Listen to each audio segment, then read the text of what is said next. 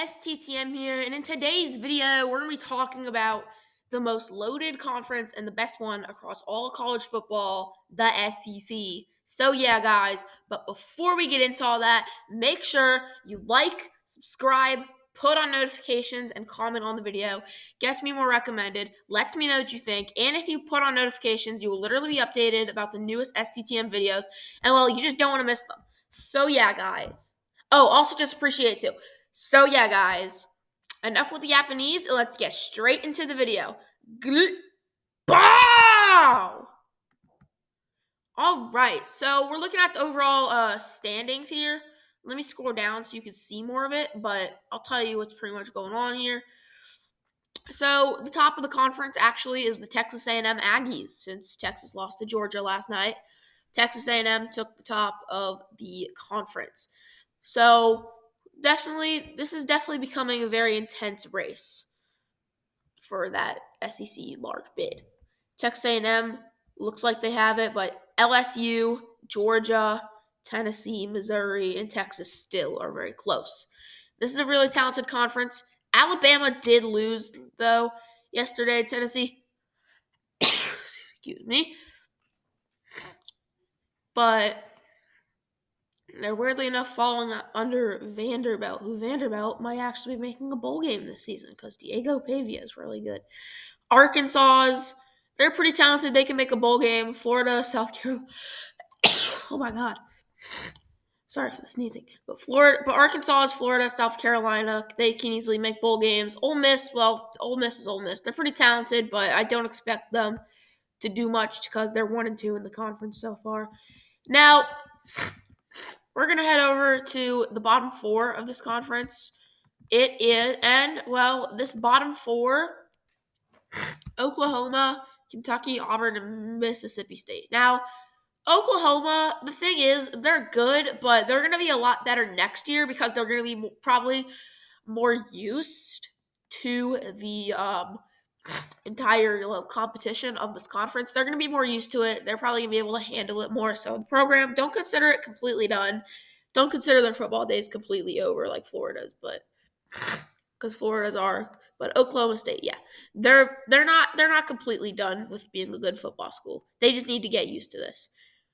Kentucky, well, they're a really interesting scenario. They could still make a bowl game. Hypothetically speaking, they could still make a bowl game, but they do have some pretty big opponents like Louisville coming up, which I don't expect this team to beat Louisville in that rivalry game. So yeah.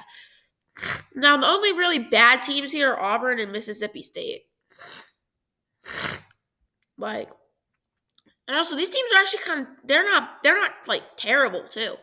Like, despite their records, they're not terrible. So, like, if these are your worst teams, then this is a good conference. There's just not enough room for everybody to, be together. There's not enough room for everybody to be good together in this loaded conference. Now, let's look at the actual stats of this conference. Let's start off with the quarterbacks because that is something the SEC usually specializes in pretty well. Jackson Dart still is leading. He's actually been really good. He's definitely a Heisman candidate. Personally, I think Ashton GT is going to win the Heisman. He should, to be honest, but, well, Jackson Dart is definitely a close candidate. Garrett Nussmeier, very good Heisman level QB. Carson Beck definitely bouncing back, although he does have three picks. It was 15-5 on his ratio, now it's 15-8, but he's still doing really well. He's still a top-tier quarterback. Taylon Green, I'm not really a strong fan of his pick to interception, touchdown to pick ratio, but he's definitely throwing a lot of yards. He's definitely having a really good year. Jalen Milroe also having a really good year. I think this is a junior season. He's doing amazing. Brady Cook, I'm actually really impressed with this. He only threw one pick all year. That's really impressive.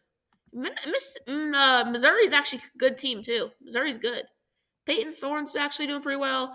Nico Iamaleava, amazing freshman. True freshman, too, I think. Or he's just a redshirt freshman. I don't know. So anyways, he's still really good. Diego Pavia, he's a Heisman-level QB. He's really good. Brock Vandagriff, he definitely had a pretty decent game last night, but he should definitely get more touchdowns, I think. But aside from that, he's still actually a pretty decent quarterback.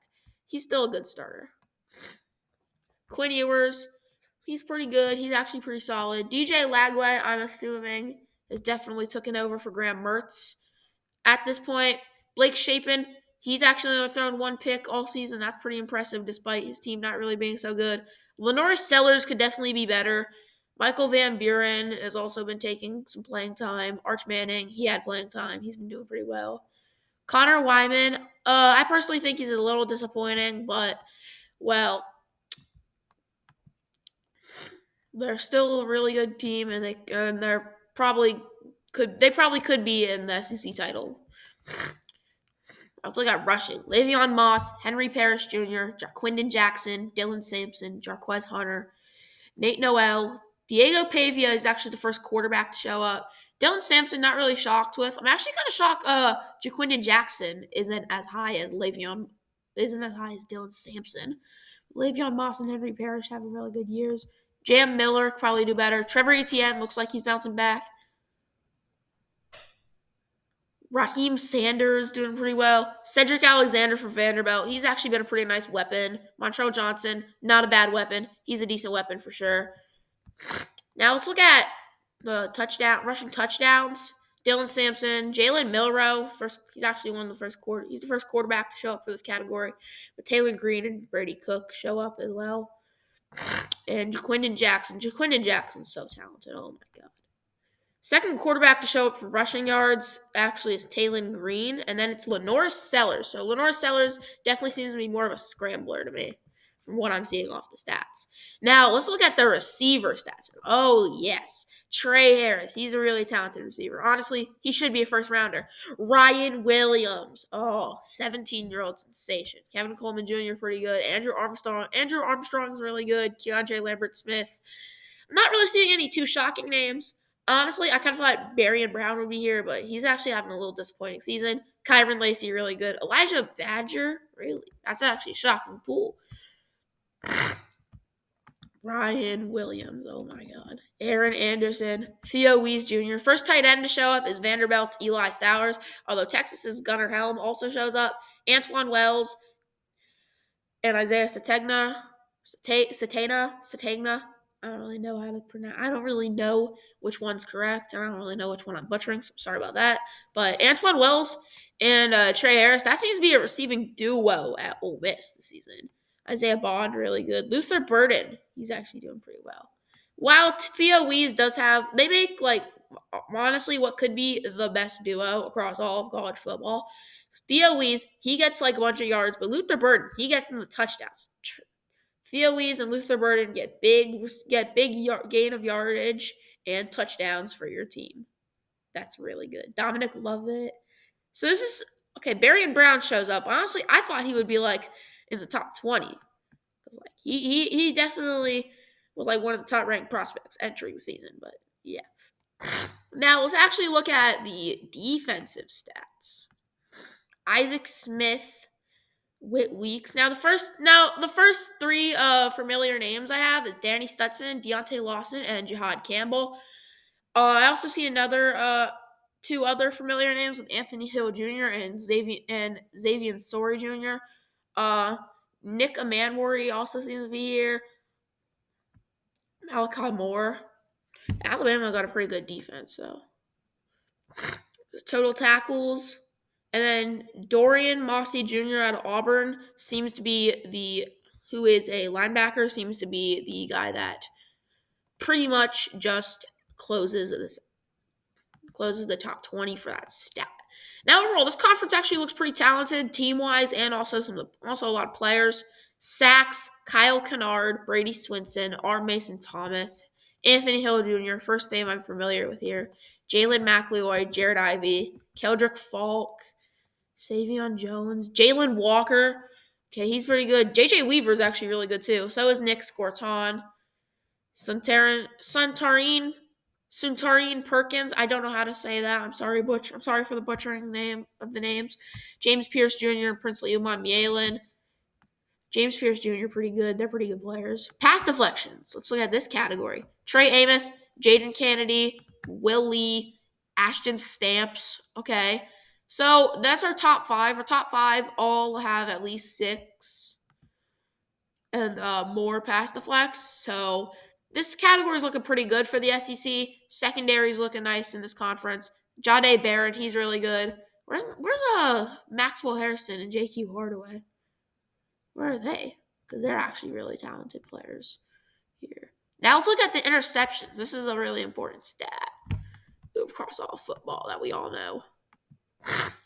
Nick Emanwery, Jahdae Barron, Trey Amos, TJ Metcalf, Marcus Ratcliffe, 3 interceptions. Jalen Kilgore with 3. Billy Bowman Jr. with 2.